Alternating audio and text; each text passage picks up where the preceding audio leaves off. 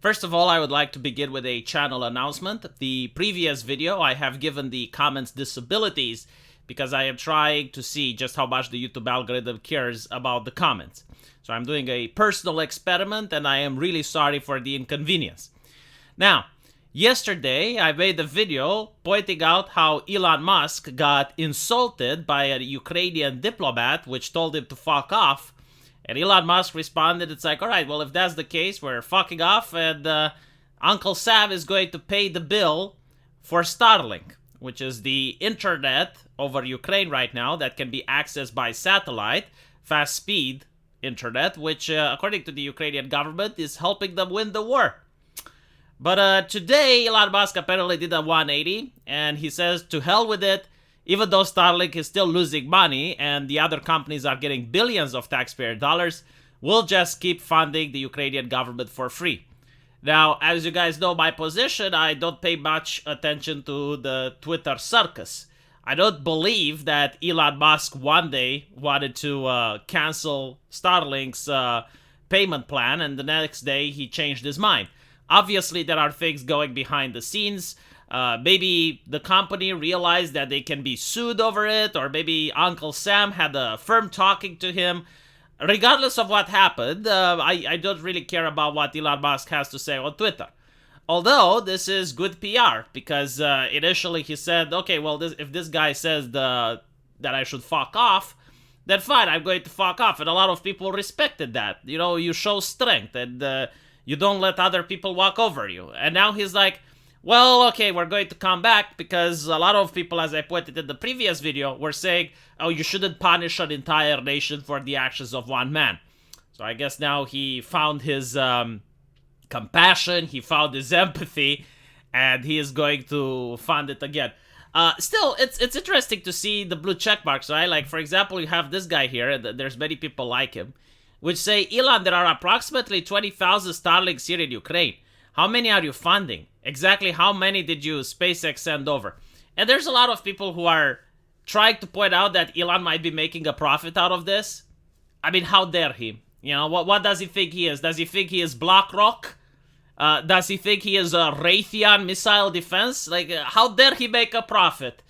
Now, in reality, and there were a lot of people who pointed this out in the comment section yesterday, Poland, the United States, and the United Kingdom have all paid for thousands of Starlink consoles. But this is not what we're talking about. We're not talking about the device required to connect to the internet. We're talking about the monthly maintenance fees, which are required to keep the satellites operational. And apparently, this racks to more than $100 million per year. And this is the money which Elon Musk is referring to. Now, yesterday, he said that Uncle Sam should forward the bill, but I guess, like, something has happened behind the scenes. Maybe Uncle Sam doesn't want to pay the bill, and he realized that his company could take a massive PR hit, or whatever the case. Clearly, he changed his mind today, and I have to report on it, because if I don't, there will be people in the comment section going like, but V, you say he's not going to, and look, you peddled misinformation. I had that happen before, by the way, funny enough. Like, I would report on something, the next day the situation would change, and then people would blame me as if I'm guilty for not foreseeing the future.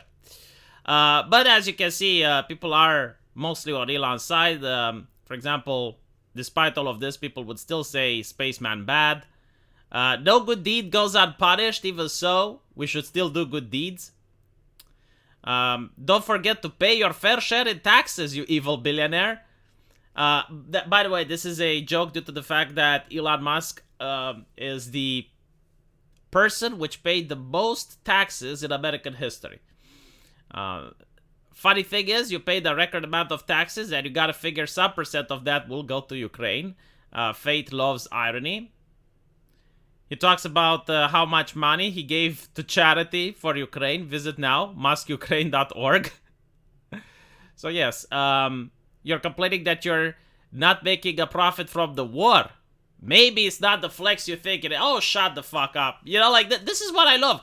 Like, when you have actual, rainbow flag companies like Raytheon Missile Defense or mercenary companies making money from the war. Oh, that's fine. Business as planned. Heaven forbid Elon Musk tries to make a profit out of this. I mean, of course, $100 million worth of charity. Sure, why the fuck not? This is the culture of Twitter. It is very difficult to read, and I get to see what I deal with every day. But anyway, despite him forwarding $100 million for charity, as we pointed out, he was still called a man of Putler. I mean, this is the audacity, this is the modern culture we're in, where if you dare to have an opinion which goes against the establishment or the narrative, immediately you're getting assaulted. And what I love is, the opinion is just speech, right? I mean, Elon Musk suggested that people in Ukraine in the Donbas region should hold a referendum under the UN. And if they vote that they want to join Russia, they should join Russia. If they vote that they want to join Ukraine, then Russia should vacate the premise. But it's a fucking opinion. It's not going to influence anything. He doesn't have political power to change the world. It's just sure, Elon Musk is an influential person, but it's still his opinion, right? And instead of people disagreeing with this thing, trying to say, no, this is why you're wrong, or because I also disagree with it, and I could give my arguments on why that's not a good idea. People are like, oh, well, fuck off. The Ukrainian diplomat told him to fuck off, and other people, so you're siding with Putler. My God, Putler must be playing six-dimensional chess then. If he is puppeteering Elon Musk and is getting this man to give satellite coverage to Ukraine, right, so that his soldiers are fighting a more difficult battle in a losing war right now, but at the same time, Putin uses his influence in order to get Elon Musk to make mean tweets on Twitter. I mean, this is what some Americans think, okay? This is the mind of a blue check mark. It's astonishing. I don't know what to say. But the thing which really bothers me the most is that it doesn't even have to do with this controversy. It has to do with the fact that we live in a society where words are more important than actions.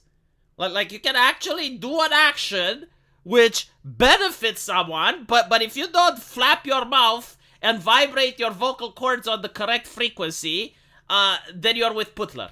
And there's also zero nuance, alright? Unless you're for escalation, unless you want more conflict, then again, you're with Putler. It can't just be that maybe a person is legitimately concerned about humans dying. No. Right? It's just completely surreal. And again, the left used to be the pacifist one during the Cold War. I mean, during Afghanistan, during Iraq, and before that, during Vietnam. The left was the one that was for pacifism. And now the things have shifted. Now the left is the war hawk. It's so bewildering. I don't know. But let me know what you guys think. And as usual, I will see you all on my live stream right after this.